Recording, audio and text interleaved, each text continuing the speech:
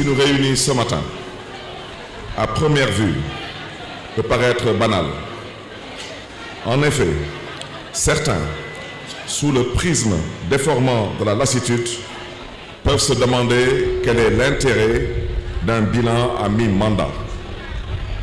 Leur interrogation pourrait être légitime si le système démocratique n'admettait pas dans ses règles de fonctionnement le principe intangible de la reddition des comptes. Oui, mesdames, messieurs, plus qu'une simple rencontre, le bilan à mi-mandat est une exigence de la démocratie moderne qui place la transparence et la bonne gouvernance au sommet de la pyramide.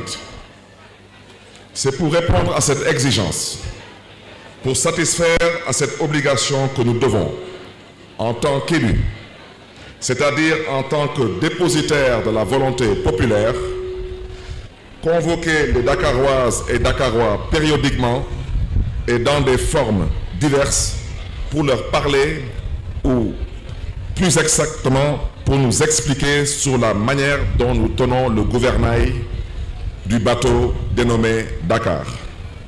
Le programme Dakar Bignou-Bok n'est certainement pas un chapelet de vœux pieux ou de simples déclarations d'intention. Il a été conçu selon une démarche originale basée sur la collecte de données à travers des visites de terrain permanentes auprès des différentes couches de la population. Je veux citer le fameux Dokhmbok. C'est donc un programme conçu avec les Dakarois et pour les Dakarois. Cette démarche de co-construction nous a permis de comprendre les préoccupations de nos concitoyens et de placer l'humain au cœur de nos politiques, de nos urgences et de nos priorités. En 2 ans et demi, vous pouvez constater l'adéquation entre ce programme et les réalisations effectuées et celles en cours. C'est là tout le sens du thème général de nos travaux. Beaucoup de gens se posent la question: où est Barthélémy Diaz? Que fait Barthélémy Diaz? Eh bien, je suis dans le Dakar Bignou-Bok, c'est dit la NEC. En vérité, mesdames, messieurs, il s'agira durant ces 3 jours de revisiter les points essentiels de notre programme afin de pouvoir évaluer objectivement le degré de réalisation et bien entendu d'identifier les contraintes et les obstacles à surmonter pour travailler plus vite et plus efficacement en direction de 2027. Il s'agit donc, Dakaroises, Dakarois, d'un exercice utile et fort enrichissant pour le conseil municipal qui ne manquera pas d'en tirer le meilleur profit. Notre programme, Dakar Bignou-Bok, est composé de 6 axes et de plus d'une centaine de propositions et d'objectifs stratégiques. Nous voulons une ville dynamique, attractive, capitale ambitieuse et résiliente, prête à faire face à toutes les charges. L'axe 1 de notre programme concerne la construction d'une gouvernance stratégique tout en développant une ville dynamique. Faire de Dakar une ville de santé, éducative, sportive, une ville économique à fort impact social, mais aussi une ville solidaire et sociale. L'axe 2 concerne la santé. L'objectif est de rehausser le plateau médical des infrastructures sanitaires de la ville et d'autres initiatives porteuses. S'agissant de l'éducation, la construction, la réhabilitation et l'équipement des lycées et collèges afin d'assurer l'accès aux technologies de l'information et de la communication aux élèves et aux enseignants. Dans le secteur de la culture, il est prévu la création de pôles danse, cinéma, musique et design dans les quartiers de la ville que sont Ngor, Ouakam, Parcelles Assainies et Yoff. La transformation du cadre de vie, la gestion des marchés, la libération des rues et trottoirs font également partie du programme, de même que le repositionnement de Dakar dans la diplomatie des villes.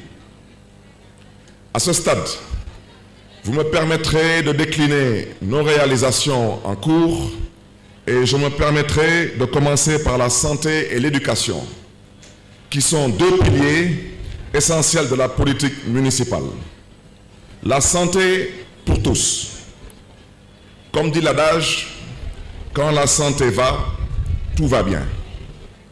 L'objectif de la politique municipale de santé est de rehausser le plateau médical des infrastructures sanitaires placées sous la responsabilité de la ville de Dakar. La politique sanitaire et sociale de la ville est placée sous le signe de la solidarité, de l'inclusion et de la justice sociale. À ce titre, pour les réalisations, nous sommes en train de construire un pôle mère-enfant à l'hôpital Abbas Ndao d'un coût de 600 millions de francs CFA. Nous avons déjà commandé et d'ici quelques semaines, nous allons recevoir un IRM pour un montant d'1,5 milliard, soit un investissement global de 2 milliards de francs CFA dans le cadre de la vision que nous avons pour l'hôpital Abbas Ndao. Nous avons déjà construit et réceptionné un centre médico-scolaire dans l'arrondissement de Grand Dakar, particulièrement dans la commune de Dieuppeul-Derklé-Castor. La réouverture de l'école municipale de la santé pour la formation d'infirmiers, de sages-femmes et d'assistants infirmiers gratuitement. Le centre de dialyse Khalifa Ababakar Sall de Liberté 6, équipé de 40 générateurs, d'un coût d'à peu près 400 millions de francs CFA et qui peut prendre jusqu'à 120 patients par jour. La prise en charge des analyses biologiques pour un montant de 50 millions de francs CFA. Des ambulances médicalisées pour la commune de Parcelles Assainies, la commune de Grand Yoff, l'Institut d'hygiène sociale et le centre de dialyse Khalifa Ababakar Sall de Liberté 6. 10 500 prises en charge dans les hôpitaux partenaires et nous avons des partenariats avec 12 structures sanitaires à Dakar. 26 évacuations sanitaires, principalement au Maroc, au niveau de la clinique internationale de Casablanca, avec laquelle la ville a noué un partenariat. Et pour l'instant, nous avons déjà consommé à peu près 88 millions de francs CFA en prise en charge. Pour les actions sociales, la ville de Dakar, en 2 ans et demi, a déjà décaissé 2 milliards 20 millions de francs CFA pour tout ce qui est secours des fêtes de la Tabaski et des fêtes de Pâques. 1 milliard de francs CFA lors de la journée de la solidarité municipale avec des financements et des équipements dédiés aux femmes, aux jeunes et aux couches plus vulnérables.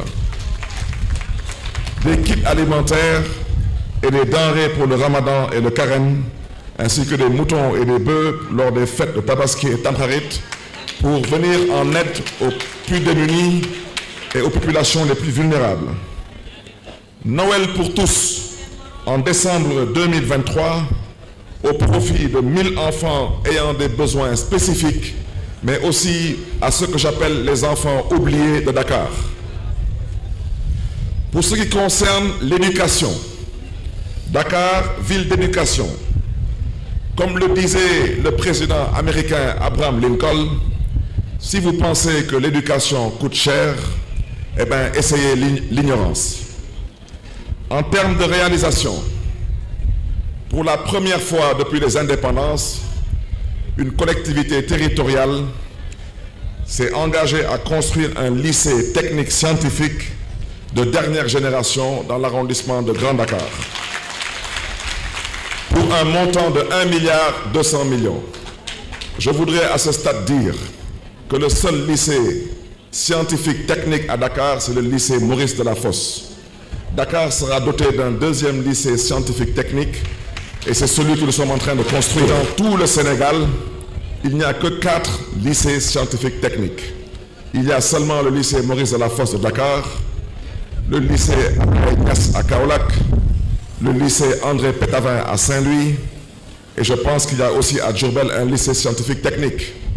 Donc Dakar, Inch'Allah, d'ici quelques mois, sera doté d'un deuxième lycée scientifique technique pour pouvoir permettre à sa jeunesse de s'émanciper et de pouvoir compétir. La reconstruction et la réhabilitation des CEM Ousmane Socé Diop et Adama Diallo d'un coût de 700 millions. Vous me permettrez à ce stade de dire que la ville de Dakar n'a pas pour ambition, comme l'a dit un certain syndicaliste, partisan et clanique. Nous n'avons aucune ambition de construire des classes en mettant des ardoises sur les toits et en ouvrant 2 petites fenêtres avec une petite salle de classe où même le carrelage reste à désirer. Nous avons une ambition pour Dakar qui nous a vu naître et grandir et nous avons surtout une ambition pour la jeunesse de Dakar parce qu'une fois de plus, la jeunesse n'est pas l'avenir, la jeunesse est le présent. Je souhaiterais rappeler que ce montant de 700 millions vise 2 lots. Le premier lot, c'est le CM Ousmane Socé Diop et le deuxième lot, c'est le CM Adama Diallo et nous ne parlons pas de réhabilitation, nous parlons de reconstruction.